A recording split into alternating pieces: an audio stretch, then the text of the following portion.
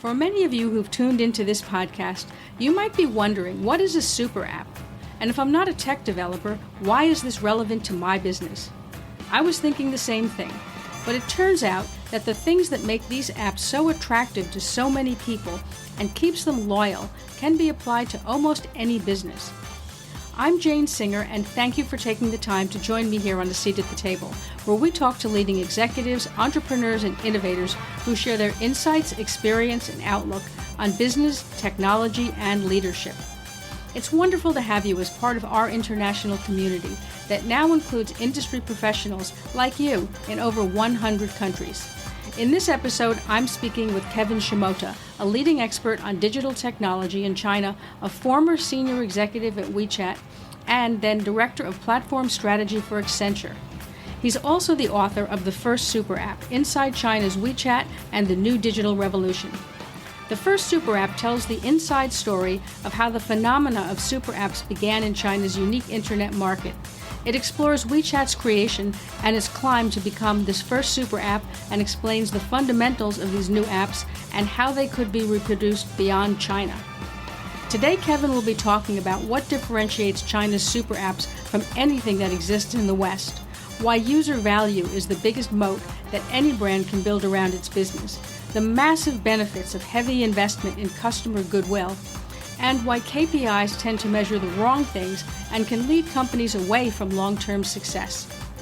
Before we get started, if you're a supply chain executive who'd finally like to put an end to information overload and get a concise, fact-based summary of key market developments and shifts, as well as sharp insights as to what's likely to impact sourcing in the coming months, then the current situation in sourcing is exactly what you're looking for.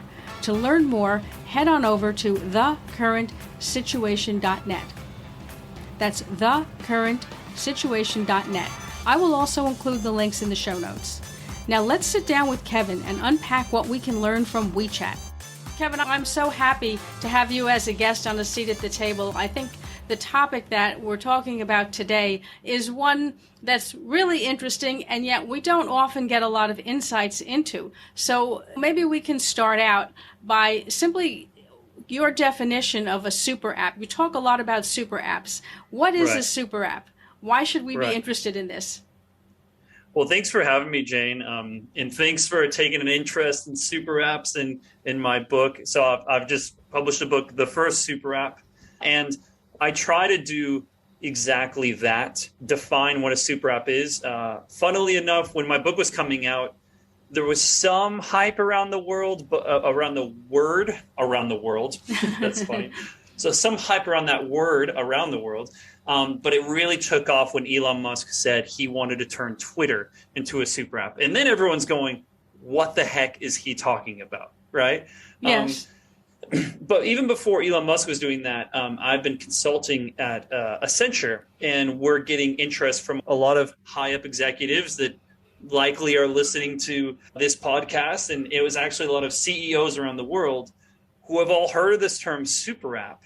And then they go, whoa, that's interesting. I want in on whatever that is. That sounds really impressive, very visionary. And I think it's a little bit of an issue because it's a little bit of a problem.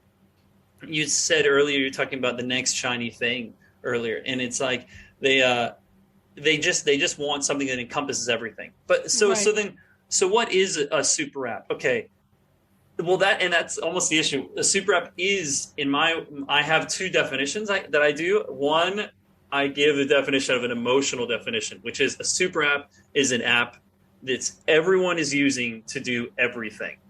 Okay, so everyone's using it to do everything. Simple, easy. But then I think a more complex, a more sophisticated definition is necessary. And it's an app that you have a lot of users. So you have a lot of momentum in users. So you don't, and you also have a wide array of users, not just one user type, like not just for video gamers, not just for people that play sports, but like all types of users. And then you have a high frequency of them, so they're coming to the app several times a day potentially. So you have users, so quality, quantity, and then you have content, quality, quantity. So that content comes from businesses. That's things that you can buy, read, consume, watch services. That's government services. So that content can be from businesses, government, developers. So all different types of content. And then next is you have tools which allow for those two things to interact more efficiently. So that's kind of like, okay, so I know where I can buy. I know I'm on Facebook and I know I can buy shoes, but then, and it takes you like 30 clicks to go buy shoes and you have to put in your credit card and put in all this stuff. But then Facebook introduces a new tool that lets you in 2 clicks to get to where shoes are and then 1 click to share your credit card. And that's kind of what WeChat does. It just tries to make everything more efficient. Lastly is to reach any scale, like everyone's using it to do everything. So its scale is another thing. So you're not just having features, but you have a feature of you can buy shoes, but then you have a scale that you have 10,000 merchants, 100,000 merchants, or even 5,000 merchants of just types of shoes, so that you have a great deal of choice, and then you have a lot of scale in terms of users. And that is, you need a platform, is the common platform strategy to reach that scale. So I've seen definitions of super apps where the existing definitions of super apps I've seen is it's an umbrella app with mini apps under it. Okay. That is an interesting definition. It's a description really of when WeChat at one point tried to become more efficient and they added this thing called mini program. It's been a big success. But I would argue that WeChat was a super app before mini program, and mini programs are not definitively make it a super app. In fact, it was just one tool. And it also it's like it's mini apps within the app. Actually, it's a really high barrier to entry for businesses. So it's actually not a good first approach. So I don't think that's the definition. And that's the definition I saw on Gojek's website. And they define themselves as a super app. They're coming out of Jakarta, Indonesia. And they're doing a great job. But I think they don't really have a clear idea. So that's some of my definitions. I think that's really interesting. And later on, I have a few other questions around the good and the bad of being a super app. But for the moment, perhaps we can talk about WeChat a little bit, because I often think of WeChat perhaps as the godfather of super apps. Yeah. Maybe that's just on my radar that they were the first, that maybe they weren't the first actually. But how did WeChat create that culture of user value creation, right? What do you think they did right? Okay, great.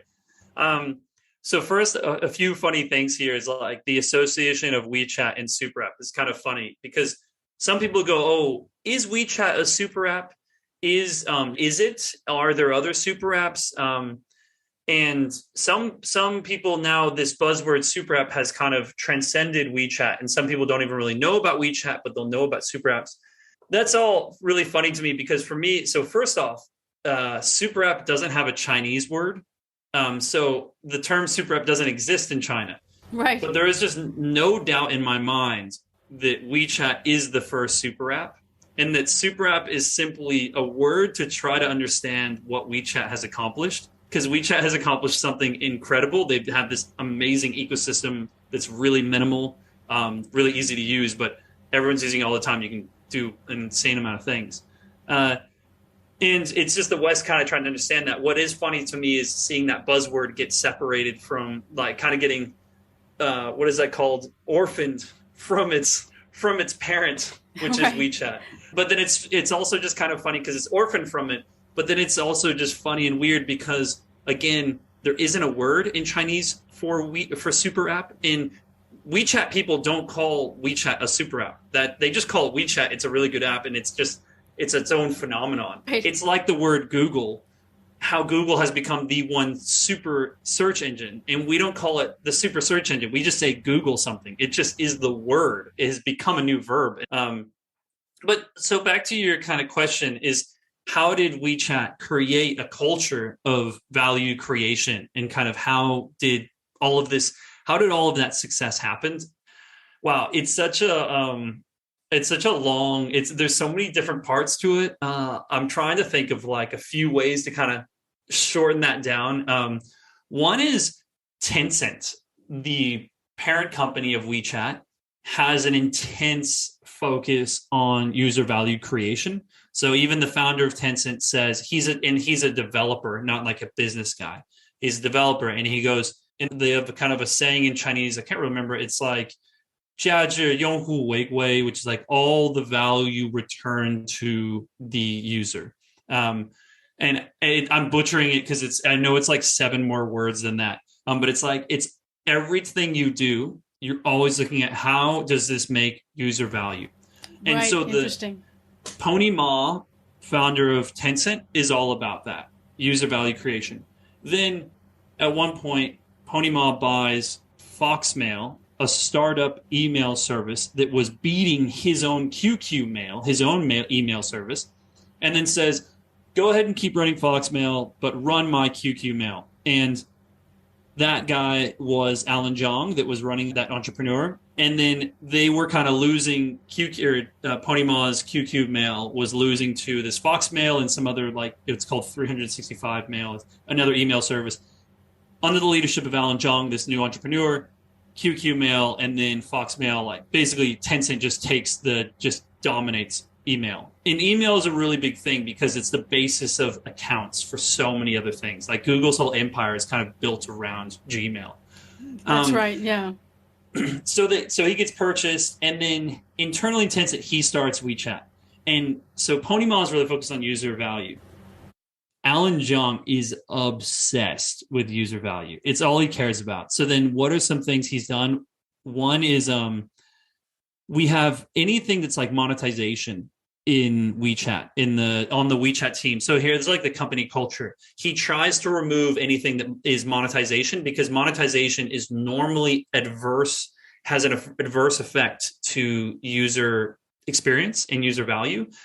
So what he does is, for instance, the primary example, the main example with these companies is ads. Facebook is 98% ad revenue. Tencent is about 20% ad revenue. So wow, interesting. Tencent tries to find other ways to create value for users. So they about 50% of that is games. So Tencent, the idea is, okay, you're all here hanging out. This is the social media. Now let's play games together.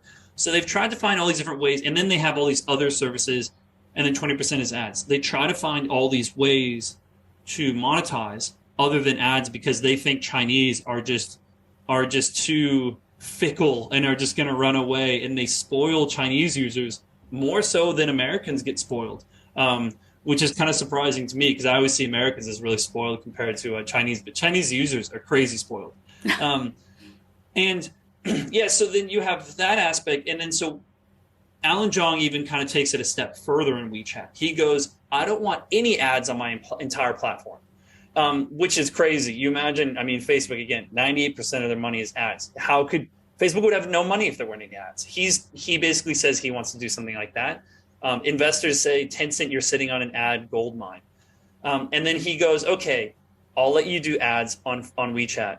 You can do max 2 ads per user a day. The average a Facebook user sees is 50, and there is no maximum. WeChat has a maximum. It's 2 on Moments. So that's like the main Facebook wall, which it's like a Facebook wall within WeChat. And then it was like 4 years later, with a lot of investor pressure, they increased that to 3 ads a day that users would see. And then not only that, he actually took the advertising team outside of the WeChat group. So we had an ad team that would sit near me. But then he's like, I don't want people talking to the ads team because their job is their sales. They're like, we're trying to sell ads to a podcast like us, like podcasters, sell ads to apparel companies, to Nike. But he's like, I don't want anyone in my team, in my company at any point trying to just sell ads because their KPI is money creation for the company and not user value. So he goes, I don't want any of them in here. And he kicked out ads from the WeChat team. So advertisement sits in Tencent, but not on WeChat. And that's like, I guess that's one, I just want to give like one coherent, clear example of how he removed people that are focused on making money from the WeChat team because he wants everyone on WeChat just focusing on user value. And then he just got rid of KPIs. He's like, there's no way to make user value KPI because it's immeasurable. You just can only prove it with like logic and emotion. And he goes, no more KPIs, which is crazy. Just being like almost like no objectives. And there were some ramifications of that. We can go into that later. I think you've made some very interesting points. And it seems to me that whether you're in China or whether you're in the US or whether you're any place else, the companies that seem to have built the strongest foundation start from being, user value, consumer centric, as Jeff Bezos would say over at Amazon. Right. They did not start with monetization. It seems that the companies that start with how do we make money on this as much as we can, as fast as we can, never can beat out the guys who are starting very strongly from the point of view of user value first. And I think we can see that not as big as WeChat, but certainly a similar, I don't know if you would agree, parallel in what Amazon has done and all the added things they put for people who are Prime members. And right. I think it's really interesting that you point that out. And the fact that, you can't measure it in the same way that you measure monetization.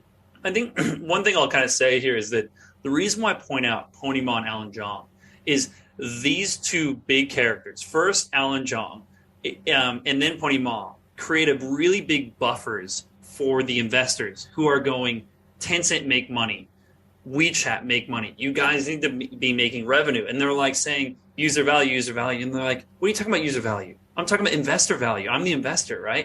And no, other people don't have that luxury. So it's well and good for me to say it, but most people, most companies, most anyone wouldn't be able to battle with investors. But I guess it's like Alan Zhang has such a strong personality, so revered for his product knowledge. He's able to kind of justify why no advertisements. And then again, Pony Ma even keeps investors off of his back. So that you have this like double wall from revenue and sources. It's interesting to see that approach and that long-term vision, because it's not easy, as you're saying, to be putting so many resources in and having investors saying, well, when are we going to be getting something back?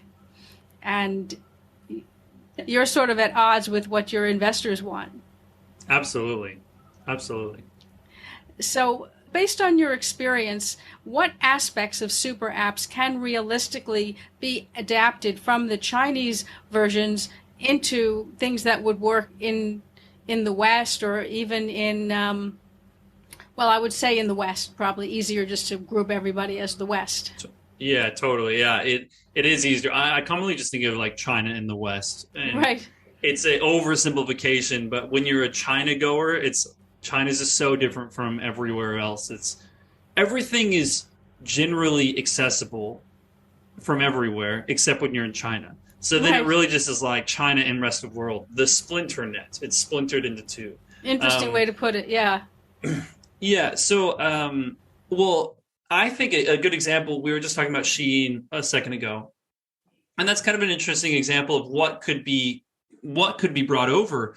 Shein kind of just shows you right there. So Shein gets wildly successful. I think you make a few good points that from a supply chain perspective, there's nothing really magical here, and it's not too defensible. But I think from a digital tech product perspective, they've done a pretty good job of making this review system. And as these other platforms come up, people will go, oh, that's pretty good. Oh, wow, they only have a few reviews for products here, but Shein has like 10,000 reviews for this lady's underwear. Well, I want to buy there because I trust that platform with so many reviews. And that's kind of how that's network effects. That's how Facebook works. It's everyone's on there. So then it's kind of harder to switch over.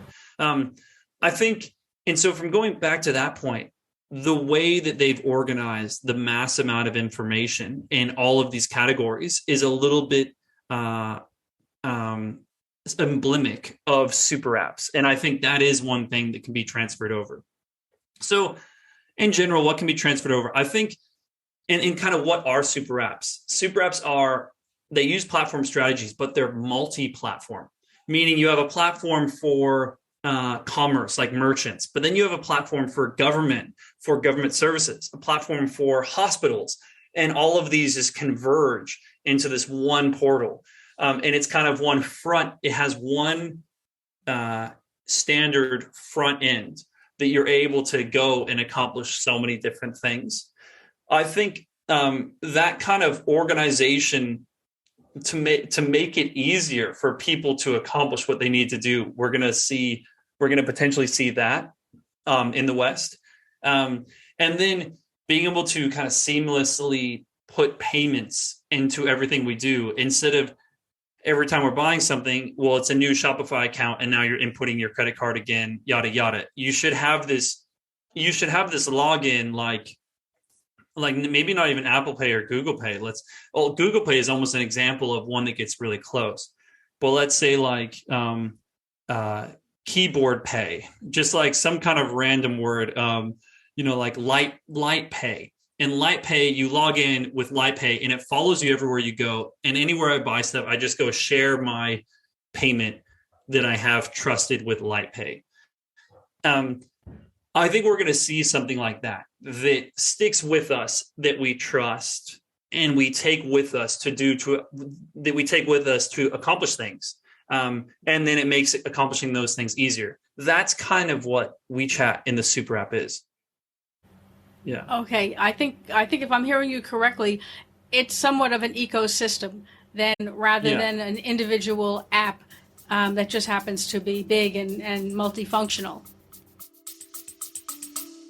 We're going to take a quick break now, and then we'll be right back. We were hiring when we were making 50 to 100K monthly losses. And why? Welcome to episode 1. I can't think of a single founder who's been around for a decent amount of time in business who hasn't had their tunnel of year. This was that year. We're going to be okay, yeah, Sheree. Some are going to hear this and think, you TDP. But hear me out. You only have to do the math to understand that very soon we were $500,000 down. Yeah, it's funny. It's funny putting. I kind of think about it as like, one is sometimes the ecosystem already exists, and you just you need something to go to it. I think an interesting equivalent that I'm thinking of is MetaMask. So MetaMask is a login in a crypto. It's a cryptocurrency wallet. So it's a place that you put your Bitcoins and your other things, but you also use it to log into decentralized apps. So it's kind of like, I guess it's kind of like when you go log in with Facebook. When you open up a new app, you go log in with Facebook, right? Or you go log in with Google. You're taking your identity with you. And that's what MetaMask is doing, that already for this Web3 stuff, decentralized apps that are in the blockchain. And the idea is that whatever you do, you're not on MetaMask's ecosystem. You're on the blockchain ecosystem, but you bring that identity with you and then you can pay. I think Google is actually getting really close to being a super app, because you use Google to log into different places. If you're on Chrome, you can just share your Google Pay info, or it has your credit card saved. And then obviously it's got your email, it's got your Google Maps, it knows everywhere you go, it knows who you're messaging on email, it's got your calendar, it knows when and what, it knows that I'm doing this podcast right now. And yeah, it actually has my passwords because I use the password saver. Google is a super app. It just doesn't have one clear, unified front end experience to kind of view all of it on. And there's been talk, I've kind of heard talk of Google Maps should have been that place that you log into Google Maps and then from there you get to all these different places, which is kind of true. You get on Google Maps talking about reviews, you review places. You can even on Google Maps call a place and then book something, or on Google Maps go and buy some food. Interesting. It gets there, but it's not what WeChat has accomplished. It's still pretty far. And again, it's like a lot of the stuff that's on Google, you can go and buy stuff from a platform, but that's on a different platform. Google just takes you there, and you can take with you your Google your Google Pay information. Yeah, I think it's interesting that you bring that up, and certainly you're right. I hadn't really thought of it from that point of view, but when you mention it, Google Maps does do that. they do allow you to not only see what's near you, but also to then take it to the next step, like you said, ordering food and so forth. Order, So, yeah. yeah, Book a seat at the table. Book a right. spot at the table. Exactly. So it is interesting. I mean, I guess there's pros and cons to both, and I think that on the one hand you have this convenience of enabling a user to have everything sort of seamlessly integrated, and then I guess from a user's point of view, the area of concern might be it's all good until something goes wrong. So if any of those layers of security breaks Right. down, it could be absolutely a crisis, because Right. who wants not only all your user information, your access to your credit cards? So, I mean, that's a different conversation about data security. Right. But it is something that I would say a certain percent of consumers think about a lot. And I would say it's not, as most people would suppose, oh, that's the older generations. The younger generation feels, very comfortable with that. I think that there is certainly in the West a younger generation that is very concerned about, privacy. Absolutely. Absolutely. So how that will get built into this, to apply this to the West, I mean, within China, it might be a very different sense of what people are comfortable with. You would know better than I about that. Well, okay, a few comments on this is, one is traditionally not just like senior and younger, whereas like normally it's you have older people that are more conservative when it comes to kind of banking and certain things, and younger people are early adopters with technology. But that's not always the case, and that's not only the only demographic. Actually, a bigger one is American versus Chinese. Chinese are so much more willing to choose convenience over data and privacy, and they're much more willing to bank online. But then there's a second aspect that I think, and again, this is where I think I'm obviously biased because I worked at WeChat for 4 years, but I've talked about how WeChat, and not just WeChat, like Alibaba, really babied their users, and they were really good to their users. That they cultivated a lot of goodwill and trust. Chinese people and consumers really trust the WeChat platform. WeChat's done so many things to gain that trust. And I was like talking about kind of just such a focus on user value creation. There's other examples like getting rid of KPIs. Compare that to Facebook, and Facebook is the main objective is keeping the users on the platform so that they can see more ads. It's eyeballs on the platform, and it's not value to the user as much. And basically what you do I've talked to friends that are on product at Facebook, and they go, if you can prove it with data, then you can do whatever you want. And that's awesome. And it's really entrepreneurial. And it's so reflective of kind of what I think about Mark Zuckerberg. He's like a developer. He's a techie. He goes, prove it with data. Show me that your feature, your product that you want to introduce increases activity time on Facebook, and then you can do it. Because the only KPI, the only objective is activity time. It's time on the platform. Well, the problem with that is that people might be really active, but they might not actually be getting value. Like they might just be looking at stupid videos, and then they're all, and they might be coming back, and they might be like getting lost. Like, oh, I meant to be doing this, but then I got distracted, and and they actually get anxiety. They're not doing what they meant to do. And it's not creating value for them. They're getting stuck on the platform. So I bring up all of this because I think that WeChat, going back to that value creation, WeChat doesn't get credit for the amount of work that they've done to gain the trust of users, which allowed them to get their bank cards, which was users trusted WeChat and Alipay enough to connect their bank cards, to do purchases on WeChat, to connect their payment on WeChat. There's a lot of work that went into that. And I think that Facebook doesn't have that kind of trust for users. Like people, it's always been an open platform. People just don't trust enough. And there's a lot of scandals. There's so many different things. So that's kind of one thing I want to start off with. And two, I kind of want to prove that point a little bit with privacy and data and security is I want to go back to that Google example. Google has an insane amount of information. So we're talking about like a data breach. if my Google account has a data breach, the person would just know everything about me, more so than me. They, again, where I go, who I'm messaging, what I'm buying, all of my credit cards, all of like my banking history, every password of every single thing that I log into. They would have pretty much everything.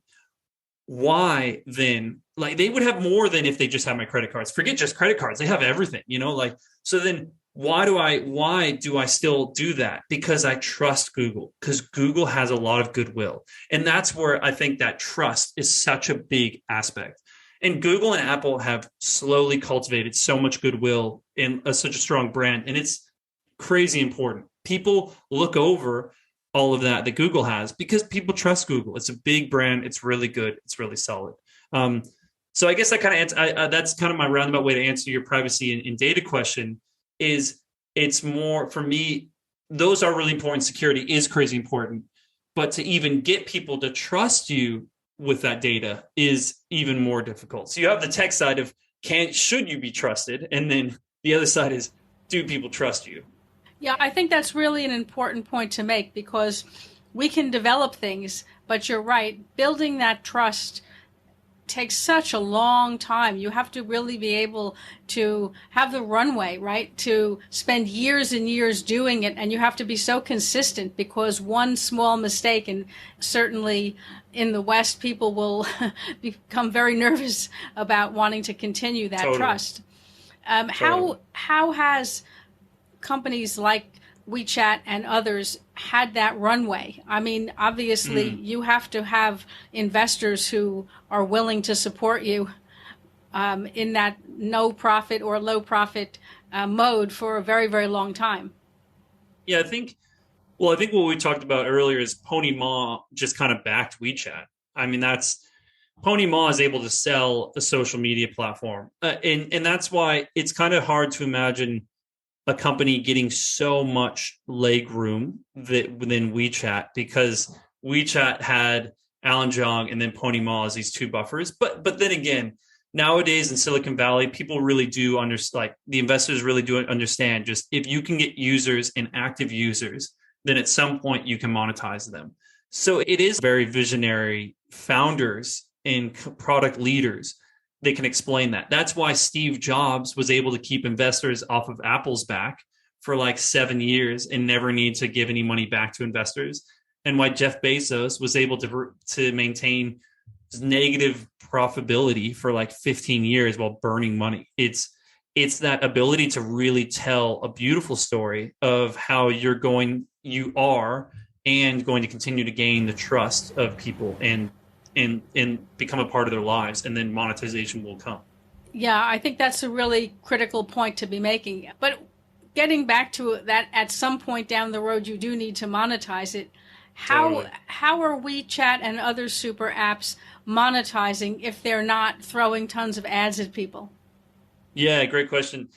So Tencent's model is 20% ads and then games, and then some other stuff. But then the things you don't see from even the financial accounts, because you can look at the revenue spread. The interesting way that Tencent and WeChat monetizes, and Alipay and these super apps have monetized for a long time, is the ecosystem approach. Kind of your point about ecosystem is what they do is they have this massive amount of traffic that's incredibly valuable traffic. I mean, imagine Facebook, Instagram, you do an ad on there, you get your awareness for your brand, and then they can click on your website, and that's the end of the story. On WeChat, you can, within WeChat, click on something, buy it, have it sent to your home, and then get a confirmation that you bought it, and then forward that confirmation to a friend, and they're like, oh, that looks really cool. They buy it, and then they do it, and then the circle keeps going. And you can actually, the business can have all of that data, and they know their first, their second, their third tier purchasers, and how like these referrals kind of keep on going. It's all within one platform, and we call it Bihuan. It's like a closed loop e-commerce. So that is actually, advertisements on WeChat are incredibly expensive because they're so valuable, because you can prove how much money you make. But then the other way, the less known way that I was saying is Tencent and WeChat invest in a company, and this is the ecosystem approach, and then they put that company somewhere in the WeChat wallet. They somehow optimize it for WeChat, and then potentially raise it in the search or put it more prevalent in this like WeChat wallet or in WeChat features. And then because of that, it does better than its competitors. And then it gets 30% traffic from WeChat, 40% traffic for WeChat. So I've kind of seen an example company is Tencent has a major investment in JD.com. And then it's kind of like this Amazon equivalent, higher quality Amazon. And then they have their own JD Health, which is a pharmaceutical company. And this company was worth like 200 million. And then Tencent tripled their investment in the company. And then they did all these things to make it really WeChat friendly. And then a few years later, it's worth $3-4 billion. So, wow. So it's Tencent's investments are actually this amazing way that it makes a bunch of revenue and profit, because it invests in a company and it's kind of like manifest destiny. It makes it happen. Nowadays, with China's big tech crackdown, with antitrust regulation jumping up, I think it's going to be hard to see that strategy working as well. And that's kind of got me curious. I'm not sure how that you can't really pull that off, I think, as easily as you used to be able to. That's a really important point, because you're right. On the one hand, you were able to aggregate these things because you didn't have antitrust laws. And as those laws come in, it makes it more and more difficult to sort of put that wall around what you're doing. So it'll be interesting to see how that develops. Now, talking about tech development, and like the rest of us, right? You can easily get caught up in bright, shiny object syndrome and just keep wanting to add on more bells and whistles, more features. And certainly you have a vision of creating a super app, so you want to just keep packing it with lots of features. But that can also be to your detriment as well by having too much stuff. What do you see are the biggest mistakes that companies should try to avoid when they're hoping to develop their own super apps? Yeah, that's a great educated question. And that's the kind of question I want to hear, because in Accenture, I get approached by these companies, and it's not the CEOs, it's the CEO tells some product manager, go make a super app. And then that product manager is like, I don't know what the heck that is, but I need to make one. And it's totally shiny object syndrome. I like that expression. It's kind of, it's more like just giving into the buzz syndrome. What I think a super app is a journey, not you don't jump to the end. The journey is incredibly important because it should evolve during that journey. So a super app like WeChat starts with one clear anchor service. For WeChat, it was chats, communication, and then they added in moments, which was like a Facebook wall, so like a social networking system. So then you have all of social right there. That's already really big. And then they very gradually, slowly add in new things. So how you avoid this shiny object syndrome, how you avoid just doing something that doesn't make sense, is you don't look at WeChat final form. You look at WeChat's journey, and then you look at how can I learn from that journey? How can I emulate parts of that journey? And so you're a company, you want to make a super app, you want to become a super app. Well, that's a great goal 5 years down the line, 10 years down the line. What you want to be doing is excel at what you currently do. Whatever you do, excel at it, and then start bringing in peripheral and horizontal services and goods in a way that really makes sense to your users and doesn't confuse them and doesn't dilute your original value proposition.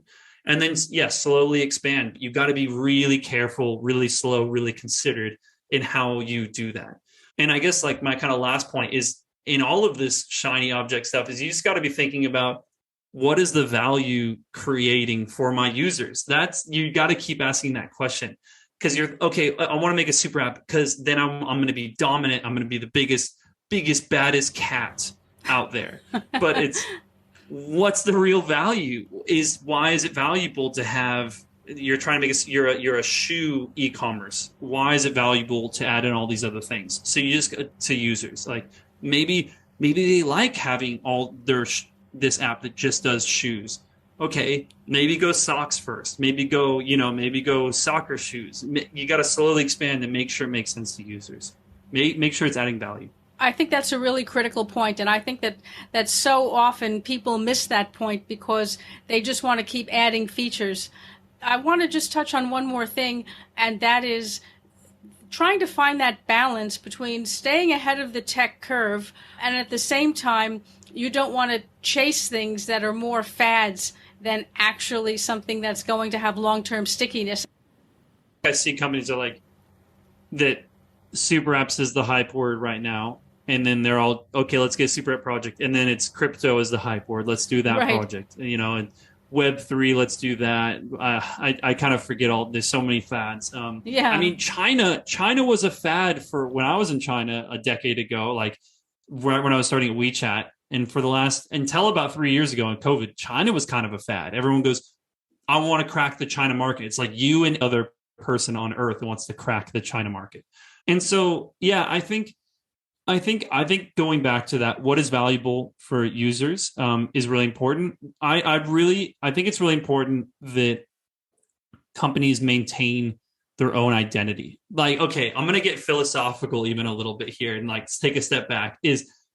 I'm writing a book. I publish a book now, and I'm getting all types of advice. So let me just kind of get personal with it, right? Because it's similar. Okay, it's similar for a company and with a person. I'm getting all types of advice. People are like, you should do ads on Amazon. You should start an Instagram. You should start a TikTok channel. All these people these are the new shiny objects. TikTok channel, that's new and shiny. How do I know if it's a new and shiny object that's worthless or it's a new and shiny object that's going to make me millions of dollars, right? But for me, what's important to do when I get all this advice, people say like write another book, ask people what they're interested in about SuperApps and then write a book about that. But for me, it's to step back and really think about what's the value I think I'm creating. What do I think is important? It's kind of important to kind of shut off from all of that. And what's the ultimate thing that I'm delivering and really understand my own kind of identity, my own value, my value proposition that I'm bringing as an author, as a company. What is the value you're trying to deliver? You're a shoe selling company. You're like, okay, I'm trying to help people's feet not get hurt. I'm trying to get people's footmobiles going.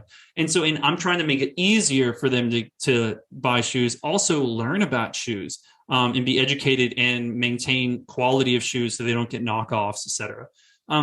So really thinking about what's your value proposition, what's your ultimate fundamental purpose, and then looking at how does these new hype things, how could they support that? So for me, I'm like, okay, my purpose is trying to educate new innovations coming out of China. I try to understand, you got to do some introspection and like some brainstorming with your teams. What is this fundamental thing you're doing? And then people say, make TikTok videos. I'm like, okay, but is my target market, I think TikTok in the ages in the West pretty young. So I'm not sure, I'm more professional. So you gotta be able to take a step back, and then you gotta be able to say no to things. So sometimes I listen to them and I'm like, okay, thanks for the feedback. That's not going to happen. I'm not going to do ads on TikTok. I'm not going to do ads on Instagram. Instagram's like more for celebrities and good looking people rather than people that are writing books and like focusing on business stuff. So yeah, I think value creation and really doubling down and really checking in with your own purpose. I think that's fabulous advice, and it's easy to understand. It's very, very tough to apply, right? The discipline of being able to look at so many things that look exciting, that you really get pumped up about, and having to say, I love everything about it, but it's not the right thing for what we're trying to do is very difficult. But I'm very glad you brought that up because I think it's something that needed to be said. Yeah. Now, Kevin, you've shared so many very interesting things here. I think so many people would love to read your book. So can you tell us how we can connect with you? Where can we find your book? How can we get in touch with you? The First Superapp is my book. You can find me, Kevin Shimota. I have a pretty unique name, so it's not too hard to Google. The First Superapp. It's on Amazon. You should be able to find it. I have a website for it. I got a podcast that I do with a friend that we cover China tech and kind of Asia tech innovations. The Great Fire Chat is what we call it. It's a wonderful. Play on word of the Great Firewall. Right. So yeah, please, find me on the on my website, and you can actually send me you can send me an email there. I even have a little voice message that's similar to WeChat. You can press a button and send me a voice message. Perfect. Love to hear from you.